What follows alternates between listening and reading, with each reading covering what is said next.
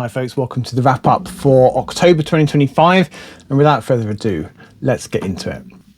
First I read The Integral Trees by Larry Niven, of course, and this is a tale of people stranded long ago in a very strange environment. And I thought that there were some similarities to Stephen Baxter's Raft, although that came well after The Integral Trees was published. And this book starts small, on a small scale, and then expands the world in which the characters inhabit as the book progresses. So these guys live on a sort of tree, and the tree is dying. And an expedition from their tribe, the Quinn tribe, is sent to explore, to find food and water to keep their little community alive. And there are several key characters in this small party, and then from their language, the way they speak and their vocabulary, you get some clues as to the possible origin of this group. And then they meet more people from other tribes with no small amount of tension and violence. And then they meet more people from yet another tribe who are even more organised, and they live on a distant tree, and there is war afoot. And the two main joys for me in this book were firstly that Niven does a great job envisioning the strange environment of the so-called smoke ring. We're in orbit around a neutron star, if I remember rightly. It's the dimly glowing remnants of a supernova. And there's a viable atmosphere in a ring around this planet, providing the equivalent of several Earths worth of breathable atmosphere. And there's life in abundance in this smoke ring. There's the titular integral trees, named for their curved shape. Plus there's an awful lot of wildlife, much of it dangerous, and fortunately for the humans of the piece, edible. I mentioned Baxter's Raft as a superficially similar book that followed, and it also reminded me a little bit of Hothouse by Brian Aldiss, just in terms of a similarly jungly and hostile environment, with the remnants of a small human population struggling to exist. They each pull off a similar trick, I think, of creating a strange but believably different environment for their characters to inhabit. And the second thing that I really liked was the gradual reveal of the origin of the human community in the smoke ring. Clues are dropped, building by the end of the book to something approaching clarity, although there are still a lot of unanswered questions that presumably need to wait for the sequel, The Smoke Ring.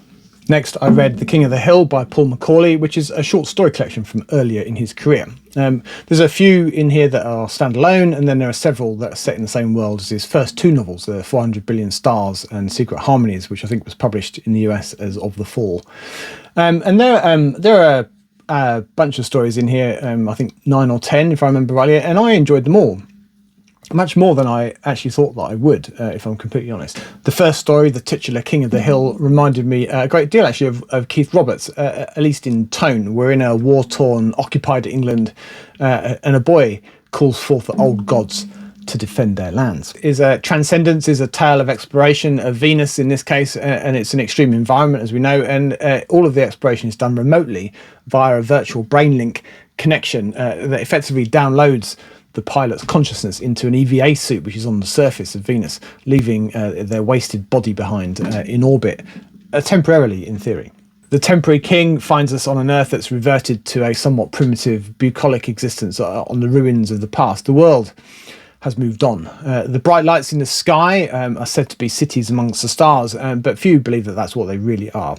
But nonetheless, a visitor arrives, bringing temptation and leaving chaos in his wake. And the Heirs of Earth sees a short-lived, ephemeral free spacer visit Earth for the first time, and he gets caught up in the games of the bored elites, the golden, the ultra-long-lived, mega-wealthy ruling class of the Federation of Planets.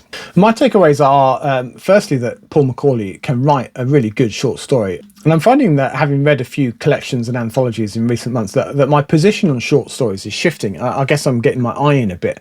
I'm becoming less wary of spending time on these. And the supremacy of the novel is perhaps a little bit shaken in the process. And that's not a bad thing. And the second thing that I observe is that I now really want to read his first few novels to get more of the interesting world that we get glimpses of here in his short stories. And in fact, I've managed to pick 400 Billion Stars as one of my reads for November, so you can expect to hear more about that at the end of November. Overall, I thought it was really good, and I give Paul McAuley's The King of the Hill 9 out of 10. It's a galactic gem. Next, I read Delta V by Daniel Suarez, and this was a real page-turner, a nice palate cleanser. Billionaire Nathan Joyce is afraid that the world economy is heading for a dramatic decline, hollowed out by a cascade of debt. And his vision is to exponentially increase the opportunity for economic development by exploiting the resources available in near-Earth orbit. And through a tangled nest of shell companies, he rustles up the necessary investment to make it happen, possibly being economical with the truth. along the way. And the first third of the book is taken up with crew selection and other preliminary activities. JT is our main character. He's a cave diver, and of course he ends up being on the crew that head off to Ryugu, which is a biggish asteroid that's been assessed to be rich in resources. And they're expected to be miners, essentially, for years, bootstrapping the operation into high gear using their smarts, of which they have plenty, and the equipment and fabricators that they bring with them on their ship. As you might imagine, the operation is fraught with difficulties, and those dangers do take their toll on the crew as the story progresses. And I actually thought it was pretty thrilling stuff, and I thought that Suarez has gone to some lengths, or certainly it seemed to me, to base what we read in the book on some real designs and some certainly feasible technology. For what it's worth, the economic premise seems sound too. Yes, a huge $1 trillion upfront investment and a high risk of failure, but the rewards from being able to bring valuable resources in large quantities to the top of Earth's gravity well are enormous and bring the promise of entirely new industries and new sources of economic growth. Hurrah! I like the characters, all of whom were from different walks of life, the common factor, of course, being extreme competence under pressure. And our main character, as I said, is an extreme cave diver, another is a free climber, and you get the general idea. I believe I'm right in saying that there's a sequel, I think it's called Critical Mass, which is certainly, having read the first one, is something that I'll be looking out for. I gather that continues in a similar vein. So, Delta V was fun. It's a popcorn read, and I think if you like The Martian and other books that are similar to that, then I think you'd get on well with this one too. I give Delta V a very respectable 8 out of 10. It's a stellar splendour. Next, I read Zoo City by Lauren Beukes, and this is more urban fantasy, I suppose, than science fiction, really. We're in South Africa, specifically Johannesburg, but it's a version of Johannesburg that's been affected, like the rest of the world, with a strange phenomenon. People can become animalled, seemingly the result of some bad thing that they've done in the past, usually some serious crime, often murder, for example. Borrowing a little bit perhaps from Philip Pullman, these animals, these familiars, can take any form, ranging from a butterfly to a bear, from a sloth to a leopard. And such animals become the external avatars for their humans' emotions, in some respects their conscience, possibly even the shade of the victim of their serious crime, whatever that might have been. People afflicted or blessed in this way are known as zoos, and are this society's downtrodden, the victimised, the neglected, ghettoised, in this case, in the titular Zoo City, a rundown neighbourhood of Johannesburg. Zinzi December is a young woman that lives in Zoo City. She's a shady recent past. She had drug problems and she spent some time in prison, but we get hints that in what she refers to as her FL, her former life, she was a journalist. And her familiar is a sloth, which she must carry around with her wherever she goes. The animals do have, however, one compensation. They acquire an ability, a sense, or some kind of magic power, a mashavi, or shavi as it's known for short. And Zinzi scrapes a living by using her shavi, her magic power, which is an ability to track down lost articles and possessions. It could be a wallet or a piece of jewellery. She literally sees the connections from the loser to the lost item, sometimes clearly and sometimes very faintly indeed. And Zinzi also has a sideline helping scammers part the gullible from their money. And in this, she's effectively indentured. She's in hock to the bad guys for an ever-increasing amount, an old debt that she fears, probably with some justification that she can never pay back. Zinzi is taken on to find a missing pop star, on the face of it, a straightforward missing persons case, but which is the starting point for a complex web of conspiracy and what turns out to be dark magic. So whilst this isn't my usual cup of tea from a story point of view, I had a good enough time with this book. I enjoyed the narrative voice, I liked Zinzi as a character, and I thought that the setting was wonderful. I like the way that the plot develops, the side alleys that it goes down are interesting, and the story unfolds in an unexpected and gloriously violent way. The magic, the shavi, which would normally be objectionable from a science fiction point of view, isn't dominant, especially. It's more like a flavour, an ingredient in the recipe. So yes, there's the core plot, the interesting and richly described setting, but at its heart is Zinzi's personal journey, her escape and her finding of some lost integrity and, it seems, a path forward in life. I give Zoo City 8 out of 10. It's a stellar splendour. Next, I read Gathering Evidence by Martin MacInnes, who's the author of In Ascension, which is a book that I read and enjoyed very much last year. And I suppose the biggest compliment that I can pay to the writing in this book is that the thing that it most reminds me of, style-wise anyway, is Christopher Priest. The thing that I think that I've discovered from the few of Christopher Priest's books that I have read is that he does is to unsettle you as a reader, to make you question what you're reading and what's being described to you. Is it one thing or another, or potentially a third thing entirely? And I think that Martin MacInnes pulls off a similar trick here in this book. I felt unsettled and uncertain throughout, and I've no doubt that that was entirely intentional. The book opens with a description of the development and the introduction of some pervasive technology, an app of sorts, which, based off an implant in your body, creates a sort of three-dimensional shape representing your mood, your feelings, the way that you interact with other people. And these visual representations end up being described as a nest, and people come to treat their nest as if it was like a pet or some externally visible manifestation of their inner selves. And it starts to make people a little bit dysfunctional.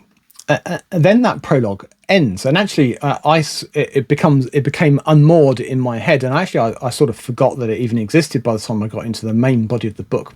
But its reason for existing does become clear as the book progresses, although really not right until the very end. So in this book, for the most part, we're talking about a husband and wife team who are called Shell and John. She's a scientist and she's off to work on a research project, we assume in Africa, to try to solve a mystery relating to one of the last remaining troops of bonobo chimpanzees. And in the meantime, her husband's left behind to progress matters with the house that they're having built on a derelict site somewhere near where they presently live. These bonobos, amongst other creatures, are in a sort of commercially managed nature reserve, which is a strange sort of construct. This reserve seems to exist on tourism about the idea of the bonobo chimpanzees rather than their actual existence. So much so that you start to question whether there are even bonobos in this reserve. There are, it quickly turns out, but not very many. And I was reminded a little bit of Annihilation by Jeff Vandermeer in some respects, really specifically because it's a three-person, all-woman team that are sent off into the jungle to figure out what the hell's going on.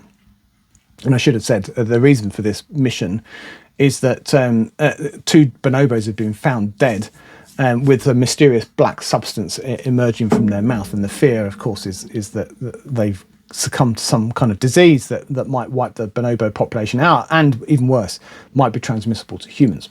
There should have been a doctor with the party, but he's been inexplicably detained at the border and has gone into some kind of Kafkaesque bureaucratic nightmare that he can't seem to escape from. So Shell and two other women, one of whom's a last-minute drop-in, a replacement for the doctor, and she's a fungal expert, bizarrely. She doesn't really know anything about bonobos. But wouldn't you know it, her expertise does become important. So this group, they do track down the troop of bonobos, and then they spend time getting close to them and trying to figure out what has triggered all of the activity that led to the death of the two bonobos in the strange circumstances that I mentioned. So that's what's going on in Africa. And meanwhile, back at the ranch, John is inspecting the site of their new home, which is just foundations at this point. And he somehow, in the process of that, manages to get a head injury. Either he falls or he's attacked. He doesn't know, or he doesn't remember, and we don't know either.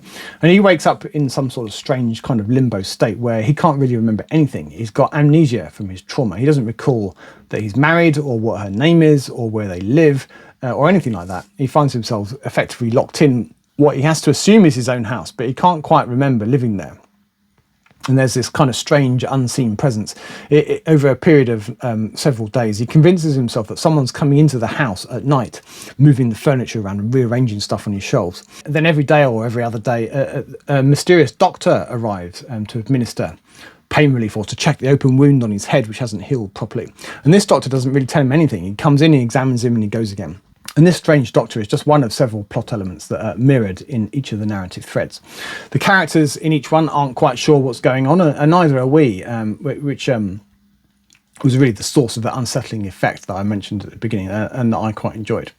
So gathering evidence, much like In Ascension, really is maybe not my favourite kind of science fiction read, leaning more towards the literary end of the spectrum, but it was interesting. So I give Gathering Evidence 7 out of 10. It's a planetary pleasure. Back to something a bit more traditional now, a bit harder SF, I suppose, with Stephen Baxter's Creation Node. By the point that the story unravels, we've got a couple of 100 years of space travel behind us. We've got various bits of the solar system in various states of development and habitation. Most notably, there's a pretty well-established lunar colony, which is busy mining helium-3, amongst other things, which Earth needs. And then the lunar colony needs nitrogen, which the Earth, of course, can provide in abundance. So that economic balance is maintained just about. And those interests represent the two main political factions, the UN, who run the Earth, and the independently minded lunar colony. And then there's a third faction, a bunch of people that call themselves the Conservers. I think it's the Conservers. And they just want to exist, be left to mind their own business, live their life their way, wherever it might be in the solar system, whether it's on a planet or in a habitat or on the asteroids, without exploiting any of the resources there, without extracting any resources, or if they do need to, the very bare minimum of resources in order to live. And these Conservers have a mission out in the Oort cloud. It's taken decades for them to get there. And they've discovered something that they've labelled Planet 9. And they initially think that it's a planet, sort of kind of Pluto-esque planetary body, well out beyond the orbit of Neptune, 700 astronomical units out. And then they think that, no, it's not a planet, it must be a black hole. And then it starts to exhibit some strange behaviour because there's a bit of information coming out of the black hole, contrary to popular understanding of what black holes do. And there seems to be a pattern to that information. And this is very early on in the book. And there's obviously the temptation for them to send the same message back, to reflect it back to whoever's sending this message and see what response is forthcoming. And they certainly didn't anticipate the things that happen, which are quite spectacular in nature. But anyway, on our erstwhile Planet 9, it's now radically transformed and there's an unexpected feathered guest.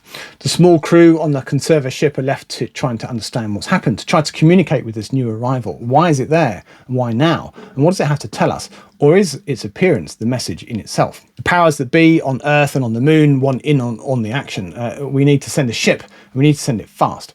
So there's a bunch of factional shenanigans about getting a ship ready and, of course, who should be on it. And this being a Stephen Baxter book, this is no mere race to the edge of the solar system. Things get metaphysical, more multiversal as the book progresses. Not content with one galaxy or even one universe, Baxter adds on an infinite array of universes. And there's a lot of speculative physics and cosmology going on in here, which is sort of what we've come to expect from Stephen Baxter. There's quite a lot going on in this book, and I did enjoy my time. I give Creation Node 8 out of 10. It's a stellar splendour. Next, I read The Bone Ships by R.J. Barker, and this is the first of the Tide Child trilogy. And in a bit of a departure for me, it's a fantasy book. Don't tell anyone. But I actually quite enjoyed it.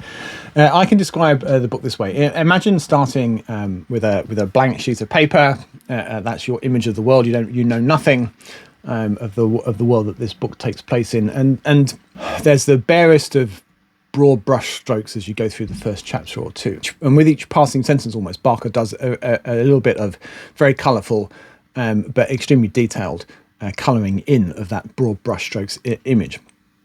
And we gradually build our picture. And it's incomplete because there's still 2 books to go, but I did really enjoy that approach. The only thing in the book that's there to help you, there's not really any exposition of any kind, is there's a map at the front, in Who Doesn't Love a Good Map, and then at the back there's a very short glossary which just refers to the ranks, the unusual names for the ranks in the fleet, which is the principal setting for the book. And those ships are in the fleet are called bone ships, and because the ships are made of bones, funnily enough, and they are big bones, are that of a sea dragon, an Archesian, or an Archesian is how the locals refer to it in the secondary world. And all of the Archesians are dead, and the bone ships are now kind of refurbished as they get old or damaged, and over time they're getting smaller and smaller as there are less and less bones available that are in good shape to refurbish the boats. But there are rumours that there's what might be the last of these sea dragons on the move on its way north. And in this world there are 2 warring factions who've been fighting for decades, if not centuries, and maybe longer, over the rights for these Archesians to get the bones so that they can make their ships, so that they can raid the villages and the towns on the coast of the other party, the other faction. And that kind of circular process of one party raiding villages for the children mainly of the other, so that they can populate their ships, or to provide something called corpse lights, which are effectively watch over the ship, and for which children are sacrificed, slightly bizarre. So as I was reading this book, I thought of the Patrick O'Brien Master and Commander, the Aubrey Maturin books, or maybe the Hornblower books as well, 1 or 2 of which I've read. And the Bone Ships is a little bit like that, just because there's a lot about sailing one of these bone ships, they're pretty big ships, and knocking a crew into shape, and lots of ship-to-ship fighting, which is very well done as far as I can tell. So it seemed anyway to this landlubber. But I do think that the main joy for me in this book was the way that Barker built, as I said, that finely detailed image almost with each passing sentence. We get to find out how the world operates, how the society operates, how the ship operates, and why the ships are organised the way that they are, and why some ships, including the Tide Child, are so-called black ships, and what that means for their crews. This book was recommended to me by one of the viewers, I think, and that's the reason that I read it. And I'm very much glad that I did. Obviously, it's fancy, and I don't normally do fancy, but I have dabbled over once or twice over the years. And the story in this book is reasonably complete in its own right, although it does tee up the next part of the trilogy pretty well by the end, I think. I give Bone Ships 8 out of 10 is another stellar splendour. The next book I read is Spin State by Chris Moriarty, and this is from 2003, if I remember rightly. And in this world, humanity has expanded into space to a degree, and we've got FTL comms and travel via quantum entanglement with added spin, as far as I could tell, hence the Spin State of the title.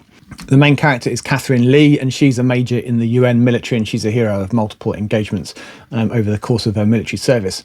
And in this world, one of the complexities is that the FTL, the entangled jumps, and their associated deconstruction and reconstruction, if I understood the mechanism correctly, have an effect on the jumper's memory. And a small number of jumps is okay, but the military do dozens of such jumps, and they begin to lose what they refer to as their soft memory. Their memories since joining the military are stored and backed up at HQ, so they can get those, but they don't have them in their noggins as they're going about their daily business. Catherine, though, has a couple of secrets. Firstly, she's a construct. She's grown in a vat, and they're kind of second-class citizens in this world, and she shouldn't be in the military as a construct, but she's kept that quiet. And also she's hacked her wetware, her onboard memory, so that she can remember some of what she's done over the past. And that might be a blessing or a curse, depending on your perspective.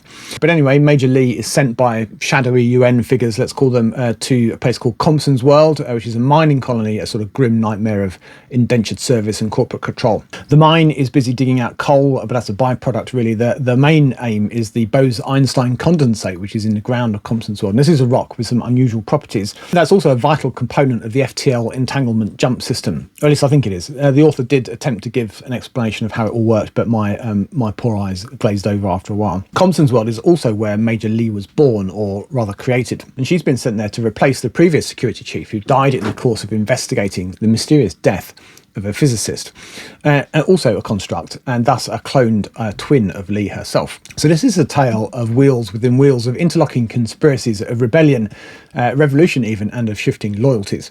Major Lee is rapidly caught up in this tangle, which gradually gets untangled, or mostly so anyway, as the story unfolds. So things I liked the overlay of the virtual and the real in this world. That's done pretty well. It's not the first time that's been done in science fiction, but I thought she did it pretty well. I enjoyed the relationships between the humans and the AIs, particularly between an AI called Cohen and Major Lee. And there's also something called shunting, which is sometimes voluntary or paid and sometimes forced. And this is where AIs can download themselves temporarily into a human body that's wired in a suitable fashion to interact in the real world. And I like the layers of mystery and conspiracy. And arguably this is really a crime novel, or a whodunit, or maybe even a spy novel with some science fiction trimmings. Major Lee as a character I thought was the most engaging of the lot in the book, who are, generally speaking, not a terribly engaging bunch, if I'm honest. I did think it was dense and complex and overlong. It didn't feel like a slog exactly like some books do, but I did wonder if it was ever going to end. And with half an eye on the 2 or 3 books that were still on my pile for October at that point, I did consider putting it down a DNF on more than one occasion. But I was sufficiently motivated and invested in terms of what I'd already read to push on. There's an element of a sort of sunk cost fallacy in there for me, I'm afraid. So I give Spin State a 6 out of 10. It's a nebulous narrative. And as I say, let down for me by being just a bit dense and a bit overlong. Next, and very exciting, is a brand new space opera from Claire North called Slow Gods. Claire North, of course, being the author of, amongst other things, The First 15 Lives of Harry August. That's probably the one that she's best known for. And a bunch of others, all with the exception of the ancient Greek books that have been her recent work, all somewhat speculative in nature. It's really about life as we know it, but with a twist of one kind or another. But with Slow Gods, we're in a different world entirely, both literally and figuratively. This is unambiguously a space opera. McAuley is a pilot, and he's one of a cadre of people that are able to navigate the dark of hyperspace, something that uses up pilots fast, though, because most are able only to make 1 or 2 trips before going doolally. McAuley himself wigged out on their first trip, if I recall rightly, jumping the ship Whale, of course, and was left as the last person alive, the rest of the passengers and crew having been reduced in mysterious fashion to bloody tatters. After that trip, McAuley is somehow transformed. He's, at least in part, now of the dark, and despite having died more than once, lives in exile quietly on an island, on a backwater planet, in a quiet corner of the Accord, the galactic empire of the piece here. MacInnes is yanked out of retirement as stellar surveys have shown that a binary star will soon go nova, scouring out an expanding sphere of human-occupied space as it does so. And MacInnes is required to pilot a ship to one of these planets and assist with the evacuation.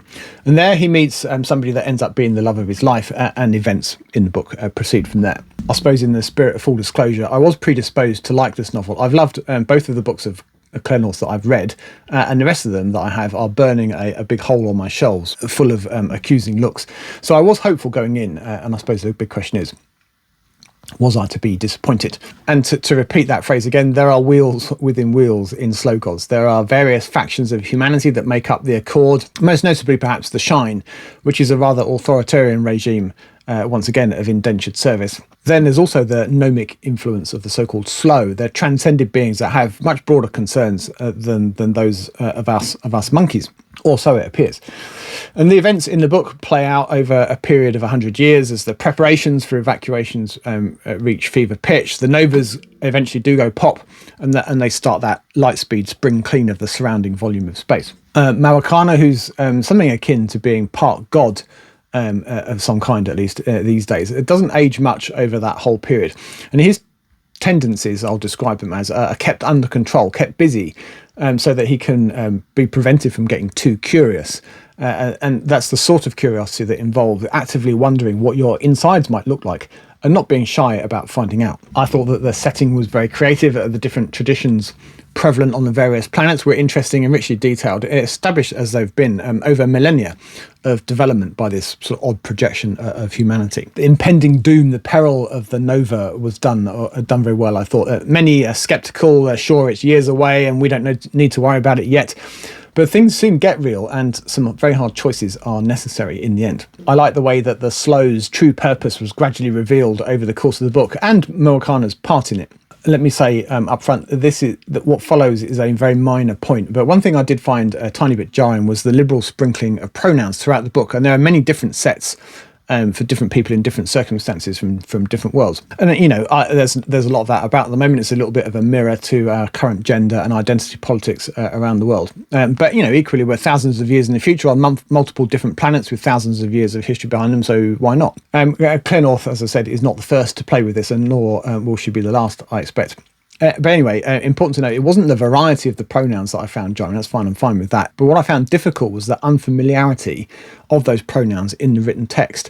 These aren't your everyday pronouns. She's invented a bunch. And my eyes and my reading brain just weren't used to seeing pronouns in place of his or her, beginning with T and Q, or even X, if my memory serves me correctly. So I did get used to it pretty fast. So any irritation that I felt was short-lived. So it is a minor point. And don't for goodness sake let that put you off. As regular viewers will know, I'm partial to a good space opera. And in short, I hope that this is not Claire North's last space opera. I think she's added something to my favourite little corner of science fiction. So I give Slow Gods 9 out of 10. It's another galactic gem. I should add that Slow Gods actually isn't out yet. That I've received an advanced reading copy. I was very fortunate to be given that. But if you are interested, it's available to pre-order now. And I think it's out on the 18th of November, at least here in the UK. I assume it's a simultaneous launch in the US, but that might not be right, so do check that. So if you like the sound of that, and I hope you do, then you'll soon be able to read it yourself. Next up was Redemption Arc by Alastair Reynolds, of course, and this wasn't on my planned TBR list, but I'm making it my business to gradually mop up rereads of all of the Revelation Space universe books, and this was next on my list. And of course, it's the sequel to Revelation Space, which is the first of those books. And there's more than a couple of nods in this book to Chasm City as well, which was published just before Redemption Arc. And I have read it. I've read all of them, but it's been about 20 years, maybe a little bit less, since I've read Redemption Arc, and I'd largely forgotten the basic thrust of the plot. And I'd forgotten how direct a sequel to Revelation Space it actually is. Some of the same characters appear in this book, which I'd completely forgotten about. But in this book, we do get to meet the conjoiners, who are only referred to obliquely in the first book, as I recall.